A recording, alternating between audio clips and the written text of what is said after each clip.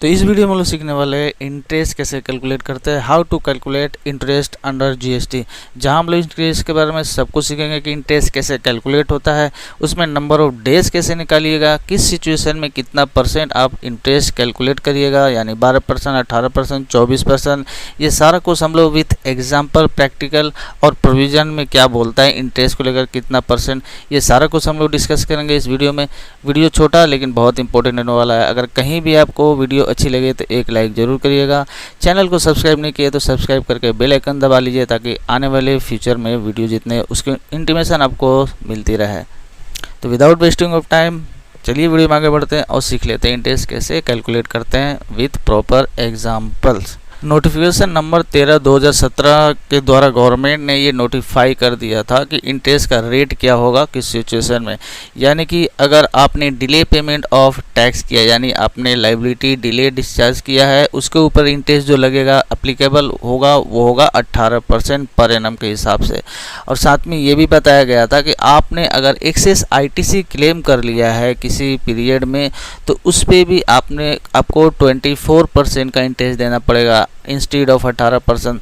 उसका जो पीरियड होगा, जिस पीरियड के लिए आपने उसको क्लेम किया, अवेल के लिए, उस पीरियड के लिए। Section 50 subsection 1 of CGST act में बताया गया है कि अगर आप अपना लाइबिलिटी डिस्चार्ज नहीं कर पाते हैं किसी कारण विद इन टाइम लिमिट, यानी कि जो भी टाइम लिमिट स्पेसिफाइड किया गया है आपको लाइबिलिटी डिस्चार्ज करने का जीएसटी पेमेंट के लिए, उसके अंदर में अगर आप अपना लाइबिलिटी डिस्चार्ज नहीं कर पाते हैं किसी कारण, तो आपके ऊपर इंटरेस्ट लगेगा जिस पीरियड के लिए आपने फेल किया है लाइबिलिटी डिस्चार्ज करना।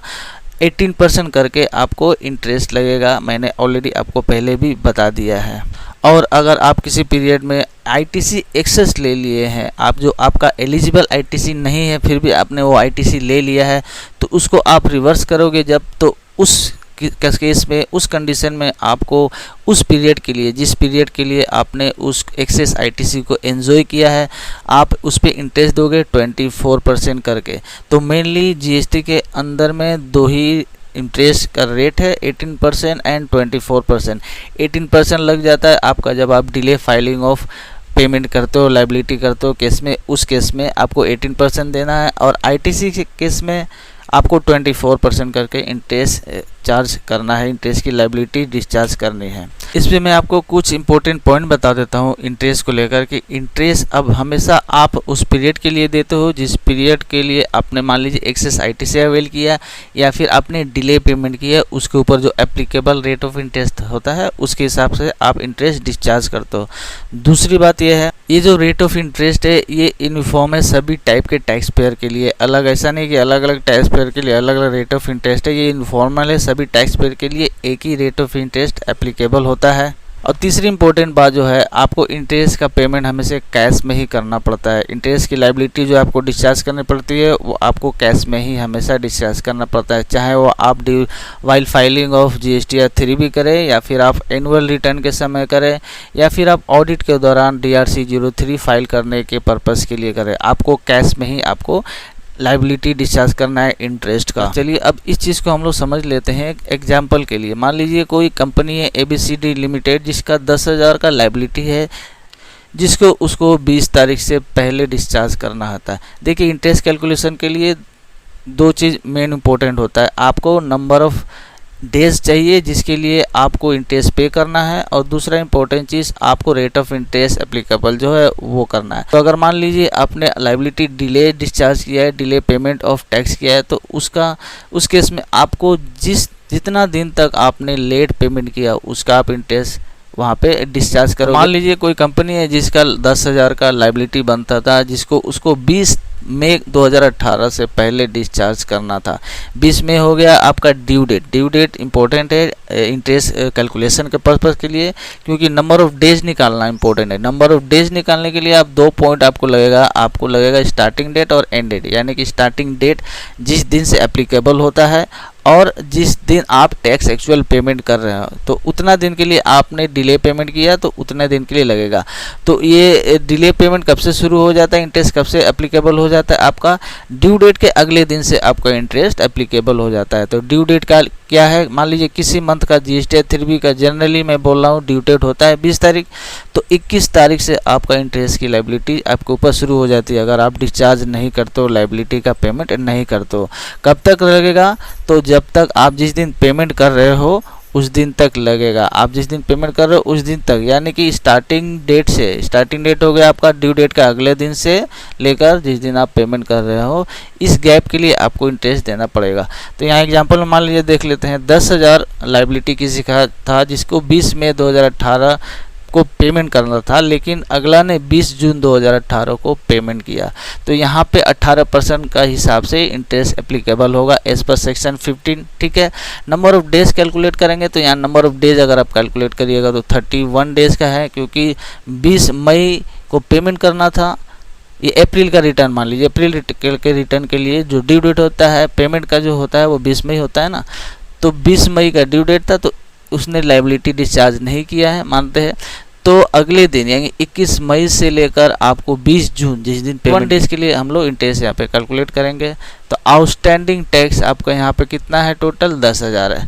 तो अगर आप इंटरेस्ट कैलकुलेट करोगे तो यहाँ पे इंटरेस्ट कैलकुलेट जो होगा वो 10,000 के ऊपर होगा at the rate of 18% for 31 days, 31 दिन के लिए। ठीक है, तो इसको कैसे आप निकालोगे, टोटल वैल्यू जो होता है, टोटल लायबिलिटी होता है उसको इंटू 18% निकालोगे, डिवाइडेड बाय 365 करने से आपको एक दिन का निकल जाएगा, इंटू मल्टीप्लाई आप उसमें कर दोगे 31, तो आपका 31 डेज का निकल जाएगा। जो भी आपका डेज होगा उतना से आप मल्टीप्लाई कर दोगे, तो हमेशा जो टैक्स लायबिलिटी होगा उसको आप इंटू करोगे, जो रेट है 18% से डिवाइड कर दोगे 365 से, तो एक दिन का निकल जाएगा, और जितना आपने लेट किया है जितना दिन नंबर ऑफ डेज से मल्टीप्लाई कर दोगे तो आपका इंटरेस्ट का लायबिलिटी निकल जाएगा। अब एक्सेस अवेलमेंट ऑफ आईटीसी के केस में भी सेम है। मान लीजिए किसी ने एक्सेस आईटीसी अवेल कर लिया किसी पीरियड में, तो एक्सेस आईटीसी अवेल किया कब से लेकर, यानी कि 20 तारीख से उसने फाइल किया, उसने 10,000 के जगह पे 12,000 मान लीजिए आईटीसी अवेल कर लिया, 2,000 का एक्सेस आईटीसी अवेल किया उसने, तो कब से 20 तारीख को अवेल किया, जो कि उसका 2,000 का लायबिलिटी इन एलिजिबल है, उसने ले लिया है, तो कब से लायबिलिटी उसका शुरू हो जाएगा, 20 को लिया है तो 21 से उस पर लायबिलिटी शुरू हो जाएगा। तो उसको मान लीजिए कि 10 दिन बाद उसको नोटिस हुआ कि उसने एक्सेस आईटीसी अवेल कर लिया है, जो कि इन एलिजिबल है उसके लिए, तो 21 तारीख से लेकर 10 दिन बाद उसको जो पटा, यानी कि 10 दिनों के लिए उसने वो आईटीसी अवेल एंजॉय किया जो कि उसका नहीं था, जो कि वो एंटाइटल नहीं था लेने के लिए, इन एलिजिबल आईटीसी है उसका।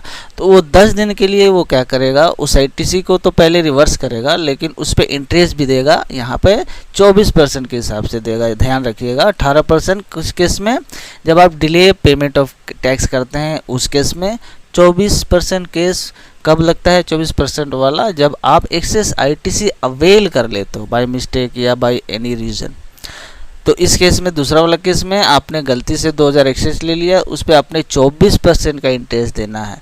तो उस सेम आपका कंडीशन रहेगा कि आप जो लायबिलिटी आपका है, जो एक्सेस आईटीसी आपने अवेल किया 2,000 इंटू 24% निकालिएगा, तो ये पर एनम हो गया, क्योंकि ये जो रेट है ये पर एनम है, 18% और 24% जो मैं बता रहा हूँ ये पर एनम है। ठीक है, तो 24% पूरा साल का निकाल लेंगे। अब उसको एक दिन के निकालने के लिए आपको डिवाइडेड बाई 365 डेज होता है साल में करिएगा, तो एक दिन का निकल जाएगा। उसको मल्टीप्लाई आप करिएगा जितना दिन आपका एक्चुअल एक्सेस अवेल किए हैं, जितना दिन तक उसको आपने अवेल एंजॉय किया है, तो 10 दिन। तो लायबिलिटी 2,000 मल्टीप्लाई करिएगा 24% डिवाइड करिएगा 365 से एक दिन का निकलेगा, उसमें गुणा कर दीजिएगा आप 10 दिन का, तो आप 10 दिन का इंटरेस्ट जो बनेगा आप पे करिएगा। यहाँ पे एक और चीज़ बता दें कि आपको रिटर्न के अलावा भी बहुत से कभी कभी केसेस सामने आ जाते हैं, जैसे आपके पास इंटरेस्ट के लिए लेटर आ जाता है कि आपने इनएलिजिबल आईटीसी इतना अवेल किया है, तो इसको आप रिवर्स करिए और इसके ऊपर जो एप्लीकेबल इंटरेस्ट और पेनल्टी है उसको पे करिए। तो इंटरेस्ट आपका आप यहाँ से ऐसे कैलकुलेट कर लो। उस केस में भी आपको इंटरेस्ट क्या लगेगा, एक्सेस आईटीसी अवेलमेंट केस में 24% का लगेगा। तो आप पहले उस केस में आप वेरीफाई करिएगा आपका जो एक्सेस अवेलमेंट है कि नहीं है। अगर निकलता है जेन्युइन एक्सेस अवेलमेंट, तो आप देखिएगा पीरियड आपका क्या है, कितने समय के लिए आपने उसको अवेल किया।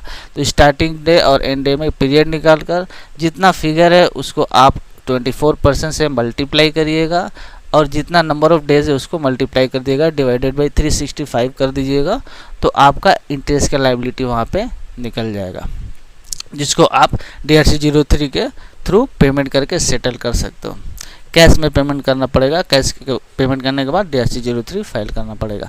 तो ये दो सिचुएशन है, दो सिनेरियो जहाँ पे आपको इंटरेस्ट की लायबिलिटी बेसिकली अंडर GST यही होता है, 18%, 24%, एकदम क्लियर रखिएगा दिमाग में पर एनम के हिसाब से। तो ये तो हो गया प्रैक्टिकली। चलिए मैं आपको प्रैक्टिकल एक एग्जाम्पल के साथ लाइव करके दिखाता हूँ कैसे कैलकुलेट होता है। अगर आपका भी कोई सवाल है किसी भी GST को लेकर, इनकम टैक्स को लेकर, तो आप कमेंट बॉक्स में ज़रूर पूछिएगा। क्वेश्चन अगर अच्छा लगा तो आपके क्वेश्चन के ऊपर भी डेडिकेटेड वीडियो बनाई जा सकती है। तो बेझिझक आपका जो भी सवाल है कमेंट बॉक्स में पूछिए, मैं कोशिश करूँगा उसका जवाब देने के लिए।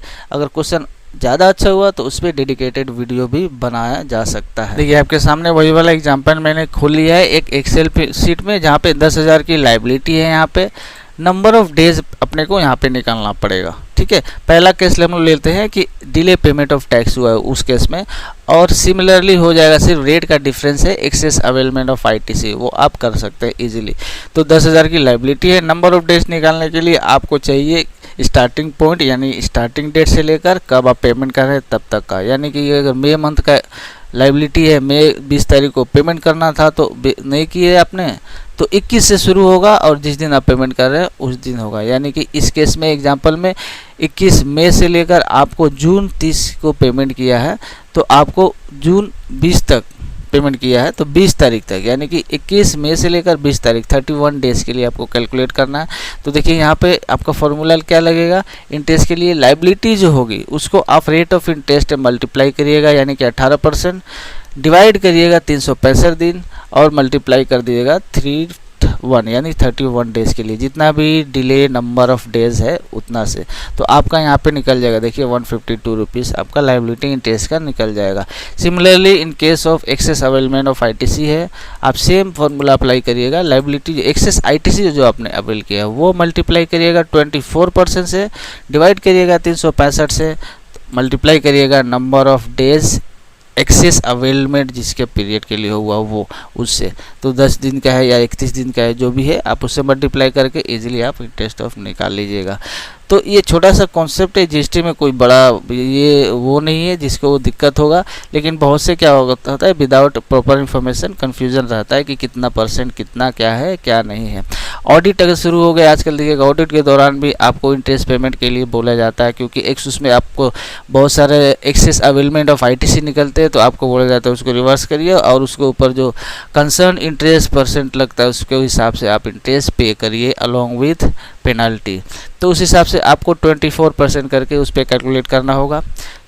बार बार मैं ये चीज़ ध्यान दिला रहा हूँ आपको कि 24% और 18% दो ही रेट है, इसको आप दिमाग में रखिएगा, ठीक है। 18% डिले पेमेंट ऑफ टैक्स के लिए, जब आप डिले डिस्चार्ज करते हो लायबिलिटी, 24% होता है जब आपने एक्सेस ITC अवेल कर लिया है। तो ये टोटल कहानी आपको इंटरेस्ट को लेकर, रेट को लेकर कि आप इंटरेस्ट कैसे कैलकुलेट करिएगा। आई होप इंटरेस्ट का कॉन्सेप्ट आपको ये क्लियर हो गया होगा कि अब आगे आने वाले समय में आप इंटरेस्ट को लेकर कंफ्यूज नहीं हो गया और आप अकॉर्डिंगली खुद ही इंटरेस्ट कैलकुलेट कर पाइएगा। अगर नोटिस कुछ आता है तो वहाँ भी आप उसको वेरीफाई कर पाइएगा। इन्फॉर्मेटिव लगा वीडियो तो एक लाइक ज़रूर करिएगा। चैनल को अभी तक सब्सक्राइब नहीं किया है, फिर से रिक्वेस्ट करते हैं कि सब्सक्राइब कर दीजिए। बगल में बेल आइकन जो इसको दबाकर ऑल पर सेट कर लीजिए, ताकि आने वाले फ्यूचर के वीडियो का नोटिफिकेशन आपको मिलती रहे। एक बार फिर से बोलूँगा, अगर कोई भी आपके मन में सवाल है, कोई भी क्वेश्चन है GST को लेकर, आप कमेंट बॉक्स में झिझक पूछिए, मैं उसका आंसर देने की कोशिश करूंगा। अगर क्वेश्चन अच्छा लगे तो उसके ऊपर सेपरेट वीडियो में बना दूंगा। तो चलिए फ्रेंड, इस वीडियो को यहीं पे ख़त्म करते हैं, मिलते हैं अगले वीडियो में। तब तक के लिए थैंक्स फॉर वॉचिंग।